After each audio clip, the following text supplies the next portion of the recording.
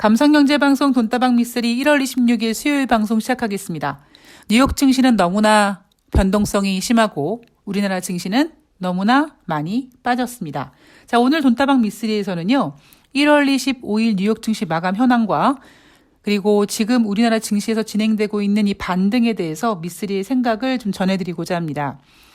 그 전에 제가 맨 처음에요. 돈다방 미쓰리를 시작하고 몇 년 동안에 하루에 수면 시간이 한 3시간, 4시간밖에 안 됐습니다.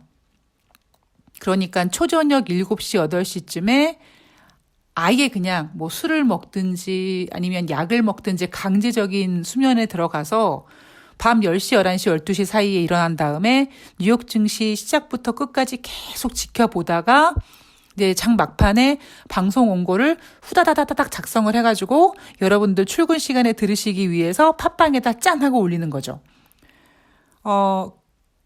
근데 이게 몇 년 동안 그렇게 했는데요. 이게 어느 순간부터 제가 이제 체력이 안 되더라고요. 그래서 제 스스로 이제 자기 합리화를 하는 거죠.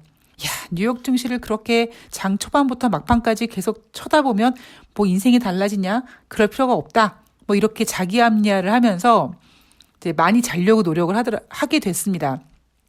한편으로는 야, 이제 이 체력이 정신력을 못 이기는 나이가 됐구나라는 생각을 하면서 살짝 이 씁쓸한 생각이 들기도 하면서 하여튼 여러 가지 좀 만감이 교체하면서 지금의 이제 어떤 그 생활 패턴으로 이제 돌아왔는데 요 며칠 동안에 제가 잠을 좀 못 잤어요. 요즘에는 잠을 못 자면요 하루 종일 멍청이 같아요. 그러니까 머리가 멍합니다. 아무리 커피를 마시고 아무리 정신 차리려고 해도 이게 막 집중을 하려고 그러면 확실히 집중력이 떨어지더라고요.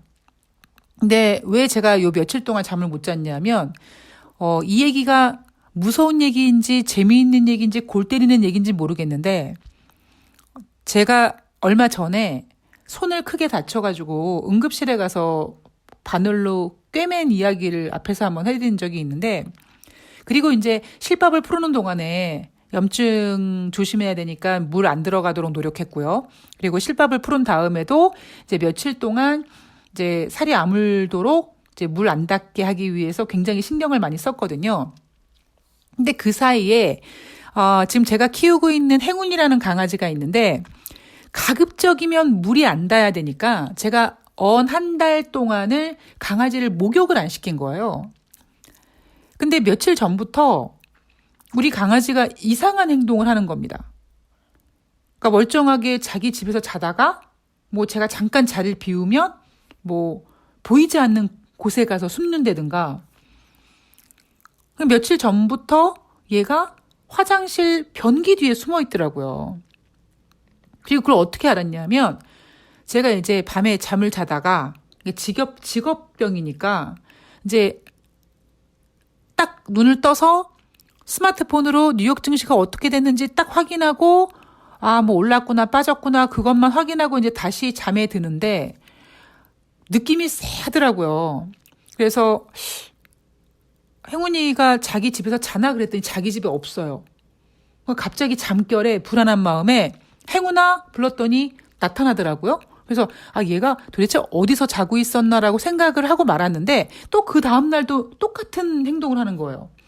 그래서 너무 이상하다 그래서 제가 일어나자마자 그 다음에 이제 새벽에 눈을 떠서 집에 불을 켜고 확인해 봤더니 거실이나 방에는 없고 얘 진짜 어디 갔지? 내가 지금 꿈을 꾸는 건가? 생각하면서 화장실에 갔더니 변기 뒤에서 숨어 있더라고요. 여러분들 제가 얼마나 무서웠겠습니까? 그러니까 이게 처음에는요.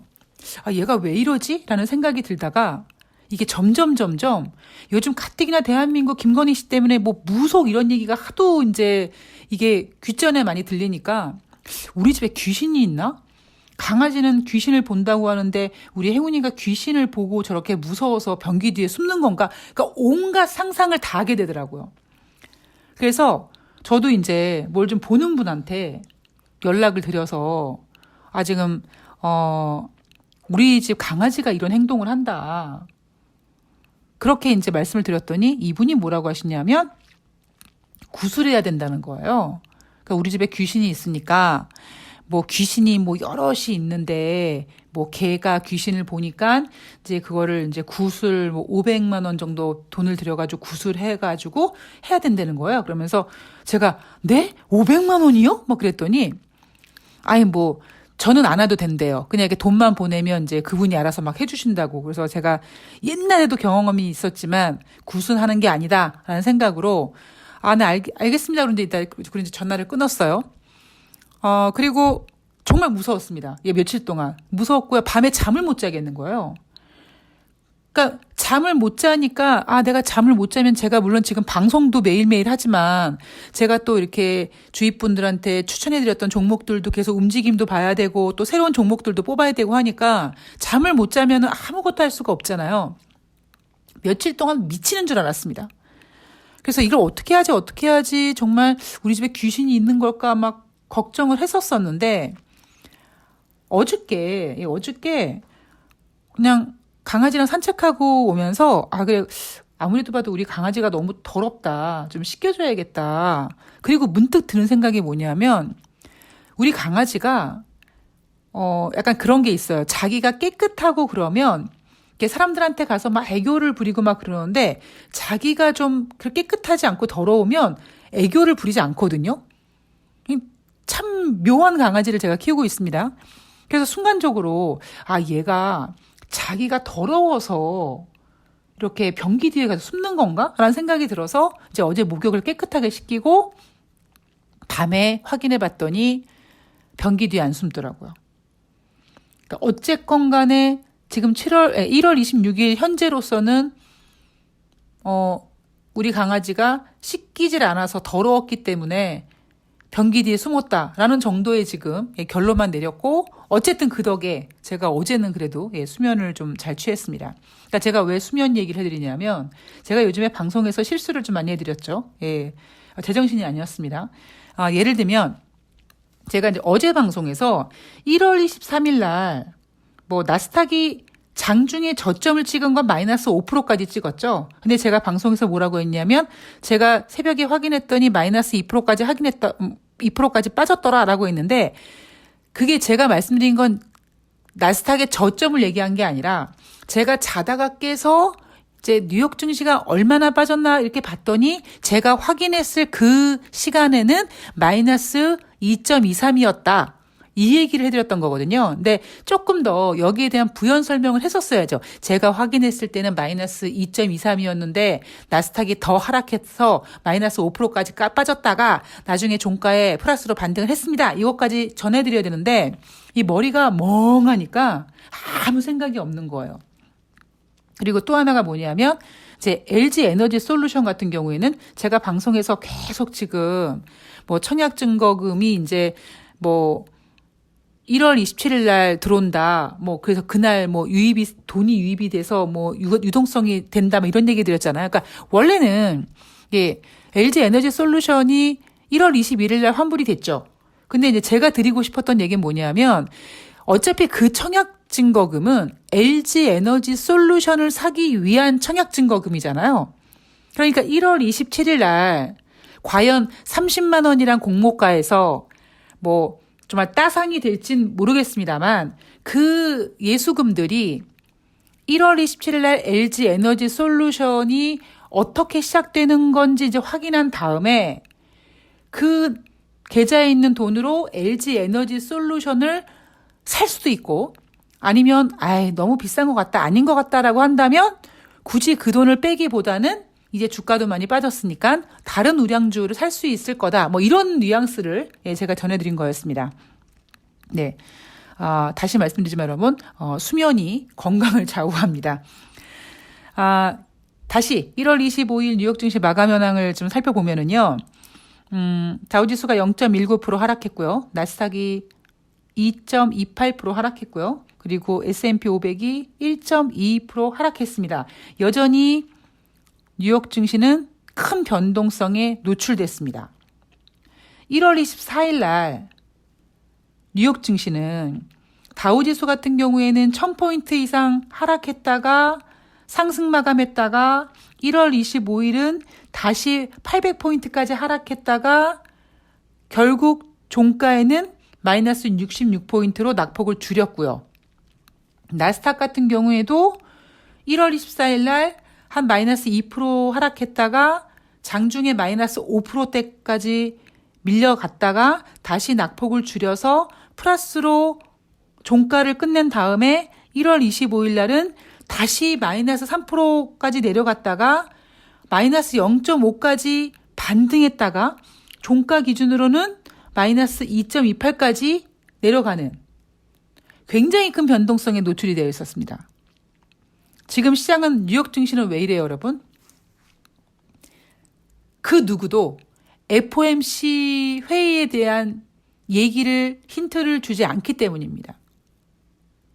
그리고 어제 같은 경우에는 뭐 골드만삭스도 마찬가지고 뭐 JP모건도 마찬가지고 계속 시장에다가 금리 인상 많이 할 거야 막 이렇게 부담을 좀 주니까 투자자들은 어디 내 마음을 좀 안정시켜 줄 수 있을 만한 그 어떠한 멘트가 없을까라고 찾아보지만 없는 거죠. 뭐 그나마 돈다방 미쓰리에서 미쓰리가 여러분 1월 달에 금리 인상 이제 나가리 됐어요. 뭐 이렇게 얘기하면서 여러분들 버티세요라고 해주는 거지.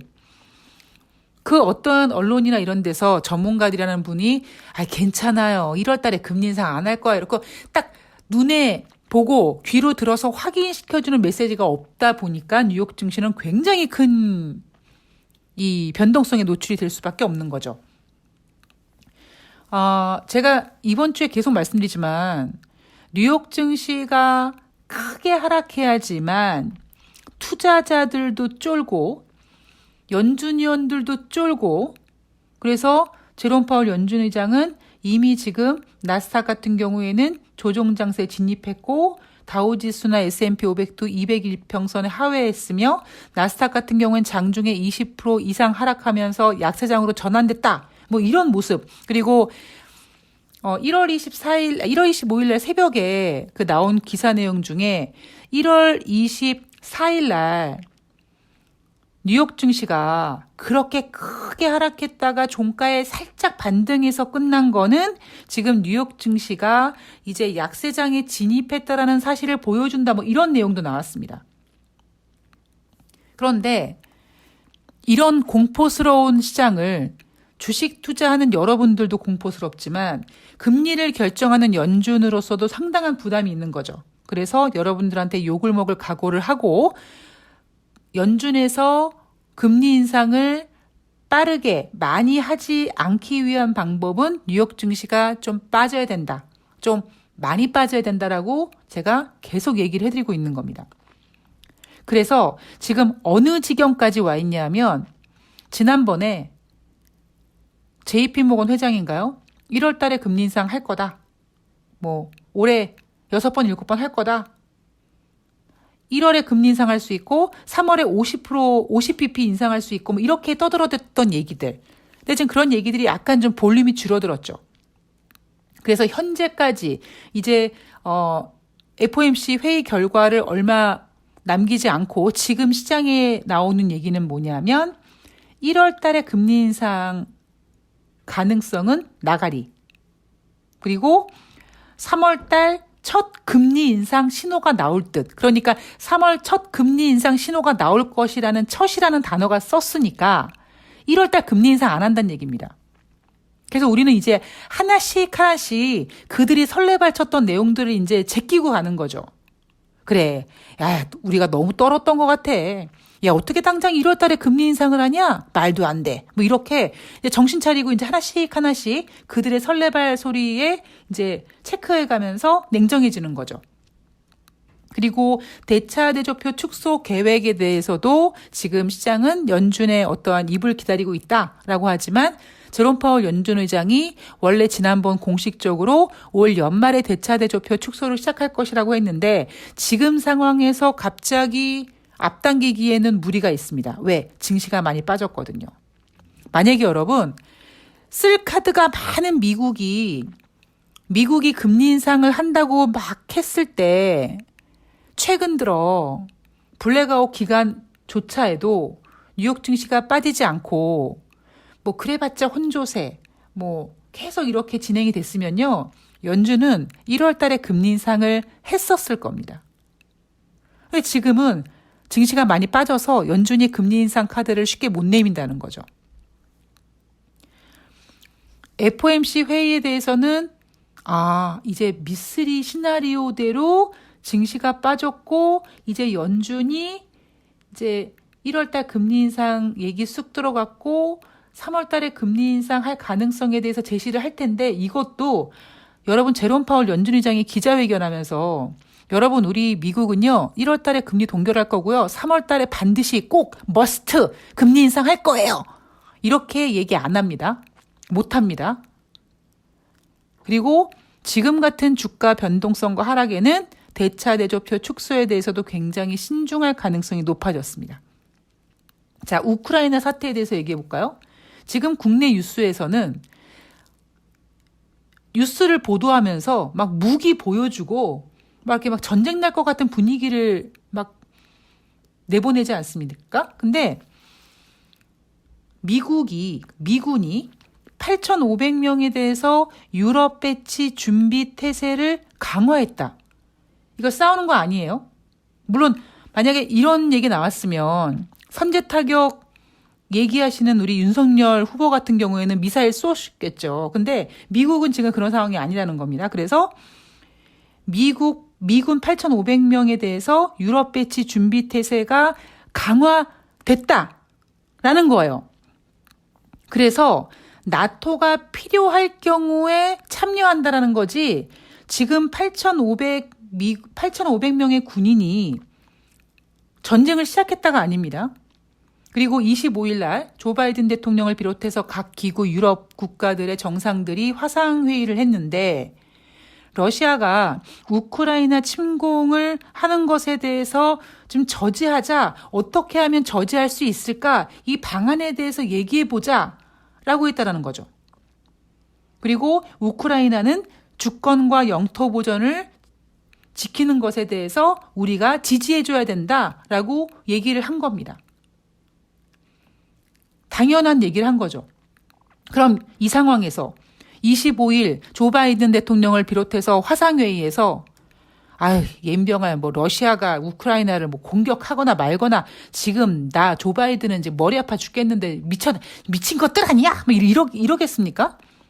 그냥 외교조상으로 그냥 너무나 뻔한 얘기를 한 거예요. 이 얘기에서 나올 수 있는 메시지가 뭐겠습니까, 여러분? 전쟁은 좀 안 했으면 좋겠어. 근데 우크라이나 영토 보존과 주권은 좀 지지해야 될, 그 영토 보존과 주권에 대해서는 지키는 것을 지지해주자. 뭐 이런 정도의 내용이 나온 거죠.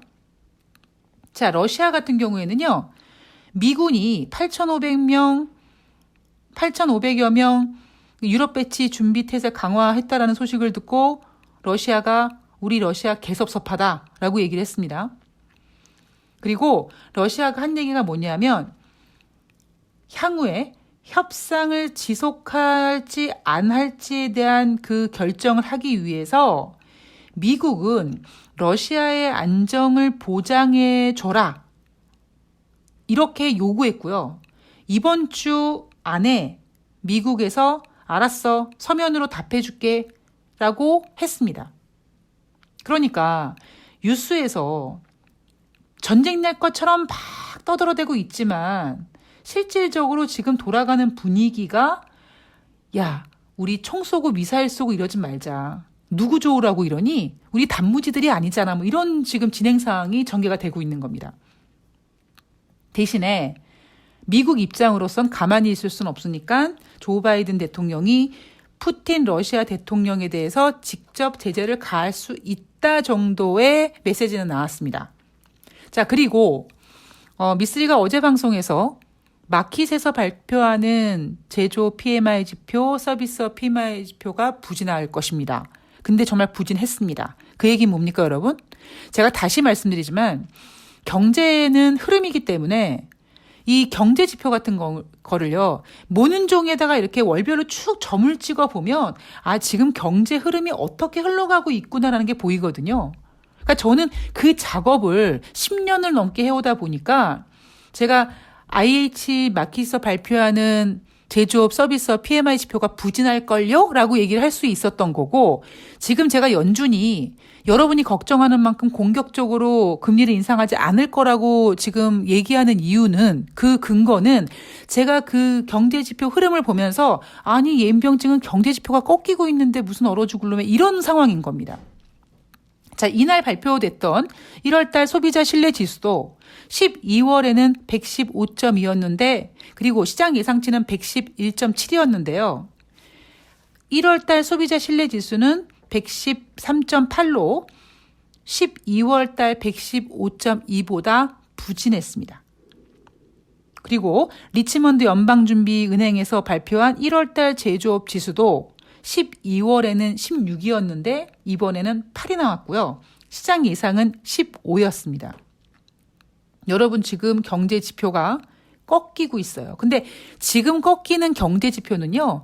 경제가 둔화된다, 부진한다라는 개념보다는 앞서서 작년 하반기에 미국이 경기 회복을 위해서 돈을 풀고 소비를 촉진하고 그런 어떤 상황 속에서 지금 나타나는 기고현상인 거죠. 지난번에 너무 좋았으니까 이번에는 지난번보다 상대적으로 떨어질 수밖에 없는 모습이 나타나고 있는 겁니다. 그리고 11월 달 전미주택가격 지수도 연율 18.8% 증가됐다. 3개월째 둔화되고 있다고 합니다. 이게 지금 뉴욕 증시 상황입니다. 자, 이제 마지막으로 1월 26일 제가 지금 이 방송을 녹음하고 있는 시간이 오후 1시 34분입니다. 자, 우리나라 증시는요. 현재 코스피, 코스닥 모두 9포인트 정도의 반등이 이어지고 있습니다. 여러분들이 이런 생각하실 거예요. 미쓰리, 나 진짜 힘들었거든. 나 정말 버티기 정말 힘들었거든. 그래도 네가 버티라고 했으니까 내가 진짜 버텼다.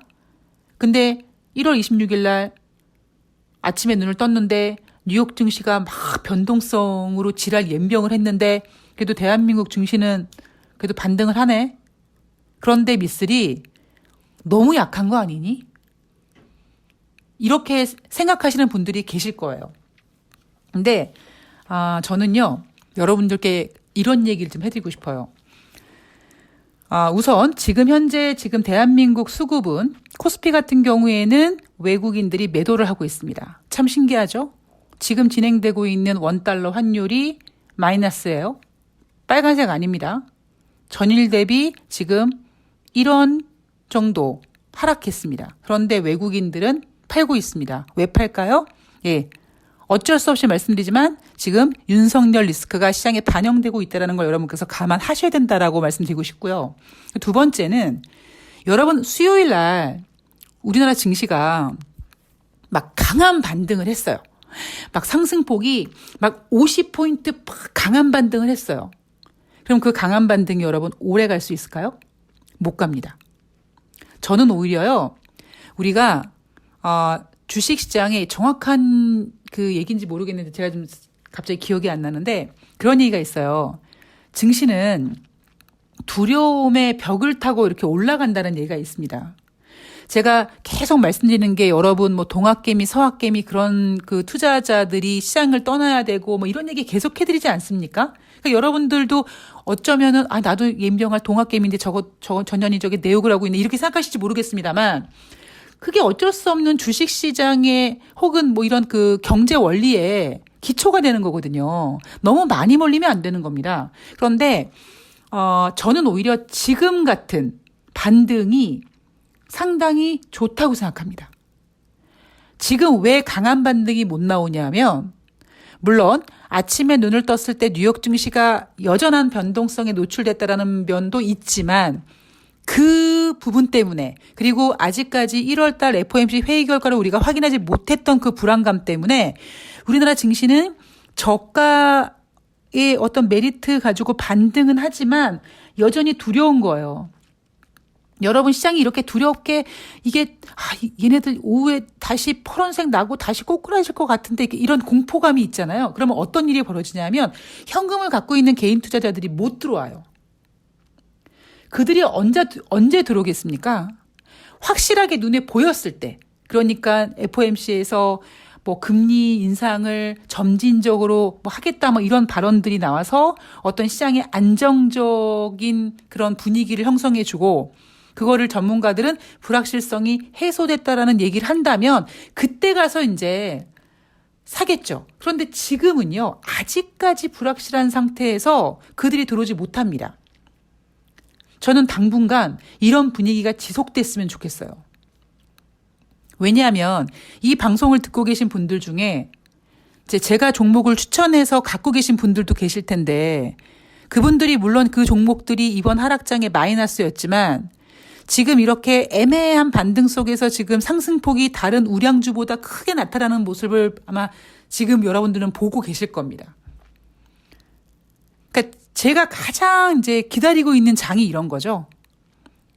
굉장한 걱정과 근심이 있는 가운데, 걱정과 근심이 있는 가운데 개인들이 나도 주식하네, 너도 주식하네 뭐 이래가지고 막 들어와서 막 물 흐리는 이런 게 아니라 그들이 함부로 이 진입할 수 없는 증시가 진행되는 거. 저는 이걸 솔직히 바라고 있는 거거든요. 그래서 여러분들께서 1월 26일 날 반등이 좀 성에 안 차. 나 아직까지 내가 갖고 있는 종목이 마이너스야라고 하실지언정 오히려 이런 반등 속에서 종목들이 계속 움직인다면 지수만 오르는 대형주 상승으로 만들어내는 반등은 여러분 아무 소용이 없는 거예요. 여러분 보세요. 오스템 임플란트 뭐 재무팀장이 횡령해가지고 뭐 했다고 합니까? 주식했다고 하죠. 그리고 이번에 뭐 강동구청에 뭐 공무원이 또 횡령해가지고 뭐 100억인가 얼마를 또 주식했다고 하죠. 뭐 그들이 정말 주식을 해서 날렸는지 아닌지 모르겠습니다만 아마 주식을 했을 거예요. 주식을 안 한 상태에서 주식 투자했다라는 말이 나올 수는 없습니다.